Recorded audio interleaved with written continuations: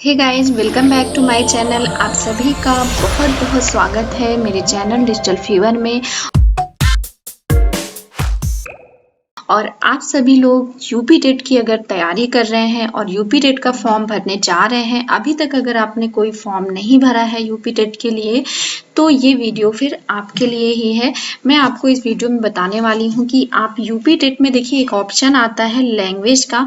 Language आपको वहाँ पे चूज करनी होती है। पहली हिंदी भाषा होती है आपकी लैंग्वेज बाय डिफ़ॉल्ट, जो कि वो आपको चूज नहीं करनी होती है, वो आपको देना ही देना है हिंदी का पेपर। और आपकी दो लैंग्वेज होती हैं, ठीक है। आपकी दो लैंग्वेज होती हैं, संस्कृत और इंग्लिश। तो संस्कृत और इंग्लिश में से आपको एक लैंग्वेज चूज करनी होती है। तो मैं यहाँ पे आपको थोड़ा सजेस्ट करना चाहूँगी कि आप कौन सी लैंग्वेज को चूज करें, ठीक है। कौन सी लैंग्वेज आपके लिए चूज करना ज़्यादा अच्छा होगा। अगर आप आर्ट स्ट्रीम से हैं यानी कला वर्ग से हैं और आपने हिंदी ले रखी है, हिंदी में सारी चीज़ें पढ़ी हुई हैं और आपकी इंग्लिश थोड़ी सी वीक है, तो फिर आपको डेफिनेटली संस्कृत भाषा के साथ में जाना चाहिए। आप हिंदी तो पढ़ ही रहे हो, बाय डिफ़ॉल्ट आपकी हिंदी भाषा सेलेक्ट होती है, हिंदी का पेपर आपको देना ही देना होता है, उसमें कोई ऑप्शन नहीं है। तो अगर आपकी इंग्लिश लैंग्वेज पे पकड़ बहुत अच्छी नहीं है, आप आर्ट वर्ग से हो, तो फिर आप संस्कृत के साथ में जाइए, हिंदी चूज ना करिए, सॉरी इंग्लिश को चूज ना करके आप संस्कृत भाषा को चूज करिए। अभी मैं आपको सिलेबस भी दिखाऊंगी कि क्या क्या आप हिंदी में पढ़ोगे, क्या क्या आप संस्कृत में पढ़ोगे, ठीक है। और हिंदी और संस्कृत में कितनी समानताएं होती हैं ये भी मैं आपको दिखाऊंगी और इंग्लिश का भी मैं आपको सिलेबस दिखाऊंगी। तो इससे आपको क्या है, चूज करने में आसानी होगी कि आप कौन सा सब्जेक्ट भरें, ठीक है। तो यहाँ पे मैं तीनों के सिलेबस आपको दिखाऊंगी। अब बात ये आती है कि मैं आपको ये सजेस्ट क्यों कर रही हूँ कि आप इंग्लिश ना लें और संस्कृत लें। देखिए, मैं इसलिए सजेस्ट कर रही हूँ कि जो भी चीज़ें आप हिंदी में पढ़ोगे, ठीक है, हिंदी की 50% चीज़ें आप संस्कृत में भी पढ़ते हो, ठीक है। अभी मैं आपको दिखाऊंगी, पूरा सिलेबस डिस्क्राइब करूंगी। और अगर आपकी इंग्लिश थोड़ी सी कमज़ोर है, चूँकि इंग्लिश में भी हम वही सारी चीज़ें पढ़ते हैं जो हिंदी में पढ़ते हैं ग्रामर में, लेकिन वो लैंग्वेज दूसरी हो जाती है। इसलिए अगर आपको इंग्लिश में प्रॉब्लम होती है तो फिर आप इंग्लिश मत लीजिए, वो फिर आपके लिए हार्ड हो जाएगा, उसमें फिर आपको अलग से बहुत मेहनत करनी पड़ जाएगी, ठीक है। और चूँकि इसलिए मैं सजेस्ट कर रही हूँ कि यूपी टेट के लिए अभी ज़्यादा टाइम बचा नहीं है, 28 नवंबर को आपका पेपर लगा हुआ है, इसलिए जितना आप सरल सब्जेक्ट चूज करें उतना ही अच्छा होगा आपके लिए। लेकिन अगर आपकी इंग्लिश पे अच्छी पकड़ है, आपको अच्छी इंग्लिश आती है, तो आप इंग्लिश ले सकते हो, उसमें फिर वो आपका मुद्दा है। अगर आपको संस्कृत नहीं समझ आती है, कुछ लोगों को प्रॉब्लम होती है संस्कृत को समझने में, ठीक है, तो फिर आप इंग्लिश ले सकते हो। लेकिन बात यहाँ समझने वाली नहीं है संस्कृत की, बात यहाँ ये कि अगर इंग्लिश कमज़ोर है तो आप संस्कृत लीजिए। भले आपको संस्कृत नहीं समझ आती, लेकिन 50% तैयारी आपकी हिंदी से संस्कृत की हो जाती है, ठीक है। और अगर आपको इंग्लिश अच्छे से आती है तो फिर आप इंग्लिश का भर दीजिए, डोंट वरी, फिर आप इंग्लिश में अच्छा कर सकते हो, इंग्लिश में भी और हिंदी में भी, दोनों में भी आप अच्छा कर सकते हो। तो चलिए अब हम डिस्कस कर लेते हैं इसका सिलेबस। तो सबसे पहले मैं आपको दिखा देती हूँ, यहाँ स्क्रीन पे आप देख पा रहे होंगे हिंदी लैंग्वेज का सिलेबस आपको यहाँ पे दिख रहा है। आप यहाँ पे देखिएगा, स्क्रीनशॉट ले लीजिएगा हिंदी के सिलेबस का और संस्कृत के सिलेबस का, और फिर देखिएगा इसमें कितनी ज़्यादा समानताएं हैं।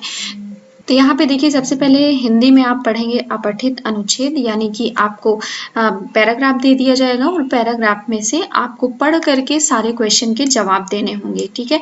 हिंदी वर्णमाला में आपको स्वर और व्यंजन की अच्छी नॉलेज होनी चाहिए, वर्णों के मेल से मात्रिक तथा अमात्रिक शब्दों की पहचान होनी चाहिए, ठीक है। वाक्य रचना आपको पढ़ना है, हिंदी की सभी ध्वनियों के पारस्परिक अंतर की जानकारी, विशेष रूप से सा बा वा ढा, ये जितने भी दिए हुए हैं इन ध्वनियों की आपको जानकारी होनी चाहिए, ठीक है। हिंदी भाषा की सभी ध्वनियों, वर्णों, अनुस्वार एवं चंद्रबिंदु में अंतर पता होना चाहिए।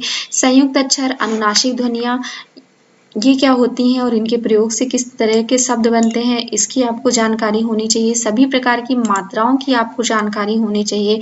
विराम चिन्हों के बारे में आपको जानकारी होनी चाहिए कि विराम चिन्ह क्या है। इसके बाद देखिए यहाँ पे विलोम, समानार्थी, तुकांत, अतुकांत शब्द, इनके बारे में आपको जानकारी होनी चाहिए। वचन, लिंग और काल, प्रत्यय, उपसर्ग, तत्सम, तद्भव, देशज शब्दों की पहचान, लोकोक्तियां, मुहावरे, संधि, संधियों के बारे में सारी संधियां आपको पता होनी चाहिए। ठीक है, वाच्य, समान एवं अलंकार के भेद आपको आना चाहिए। और फिर नेक्स्ट है कवियों एवं लेखकों की रचनाएं, इसके बारे में आपको अच्छी जानकारी होनी चाहिए। तो ये तो हो गया आपका हिंदी लैंग्वेज का सिलेबस।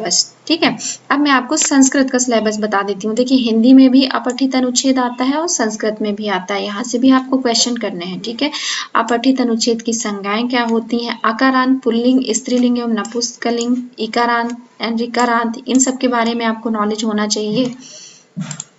ठीक है, घर, परिवार, परिवेश, पशु पक्षियों, इन सब के नाम आपको संस्कृत में आने चाहिए। सर्वनाम एवं क्रियाएं, जो कि आपकी हिंदी में भी कवर हो जाती हैं, आपको अलग से संस्कृत में नहीं पढ़ना पड़ेगा, ये आपको अलग से पढ़ना पड़ेगा। शरीर के प्रमुख अंगों के संस्कृत शब्दों में नाम, तो ये चीजें तो आप पूरे सेमेस्टर में पढ़ते चले आए हो। अगर आपने बीएड किया है या डीएलएड किया है तो उसमें आपने सेमेस्टर में ये सारी चीजें तो पढ़ी ही होंगी, एक बार आपको रिवाइज करना है। और बाकी मेरी जो क्लासेज स्टार्ट होने वाली हैं यूपी टेट की, तो वहाँ पे भी आपको ये सारी चीज़ें अच्छे से प्रैक्टिस करा दी जाएंगी, तो भूलने का तो कोई मतलब ही नहीं बनता है। इसके बाद अव्यय पढ़ना है, संधि पढ़ना है।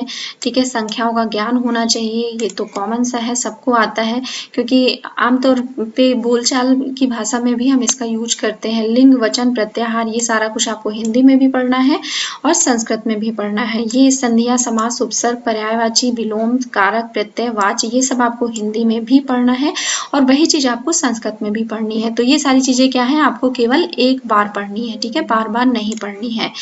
ठीक है, और कवियों एवं लेखकों की रचनाएं, ये भी आपको एक बार पढ़नी है, बार बार नहीं पढ़नी है। तो देखिए काफी ज्यादा सिलेबस हमारा मिलता जुलता है हिंदी और संस्कृत का, है ना। तो इसलिए मैं आपको सजेस्ट कर रही हूँ कि आपकी अगर इंग्लिश पे अच्छी पकड़ नहीं है तो फिर आप संस्कृत सेकंड लैंग्वेज में लीजिएगा। ठीक है, इसके बाद मैं इंग्लिश का भी आपको सिलेबस दिखा देती हूँ। देखिए अनसीन पैसेज आएगा, जो कि बहुत लेंदी होता है, अगर आपकी इंग्लिश अच्छी नहीं है तो बहुत दिमाग लगाना होता है। और यहाँ यूपी टेट के एग्जाम में आपके पास टाइम की कमी होती है, 150 क्वेश्चन होते हैं और 150 मिनट होते हैं आपके पास में। ठीक है, सेंटेंस में आपको subject, predicate, kind of sentence, ये सारी चीजें आएंगी। पार्ट ऑफ स्पीच में आपको नाउन, प्रोनाउन, एडवर्ब, एडजेक्टिव, ये सारी चीजें पढ़नी है। आर्टिकल्स आपको पढ़ने हैं, पंचुएशन पढ़ना है, वर्ड फॉर्मेशन पढ़ना है, active and passive voice, singular and plural और जेंडर पढ़ना है। देखिए देखने में बहुत छोटा आपको लग रहा है सिलेबस, लेकिन जब आप पढ़ोगे, इनके पार्ट पढ़ोगे, तो ये काफी ज्यादा लेंदी हो जाता है पढ़ने में, अगर आपको इसमें प्रॉब्लम होती है इंग्लिश में। ठीक है, तो ठीक है, अगर कोई प्रॉब्लम नहीं है, आपका बेस मजबूत है, तो आप इंग्लिश को चूज कर सकते हो सेकंड लैंग्वेज में। ठीक है, तो गाइज मेरी तरफ से आपको यही सजेशन रहेगा कि आप संस्कृत चूज करें, बाकी आपके ऊपर डिपेंड करता है। तो ये तो मैंने आपको यहाँ पे बता दिया कि कौन सी लैंग्वेज आप चूज करें। और इसके बाद मेरा नेक्स्ट वीडियो होगा यूपी टेट का पूरा टोटल सिलेबस मैं आपको बताने वाली हूँ। तो चैनल को सब्सक्राइब कर लीजिए अगर आप पहली बार हैं, और अगर आप मेरे चैनल को देखते हैं तो फिर आप लाइक कर दीजिए वीडियो को। एंड दूसरा वीडियो भी आप चेक कर लीजिएगा, उसमें यूपी टेट का पूरा सिलेबस मैंने डिस्कस किया है। Thank you so much for watching my video. Thank you.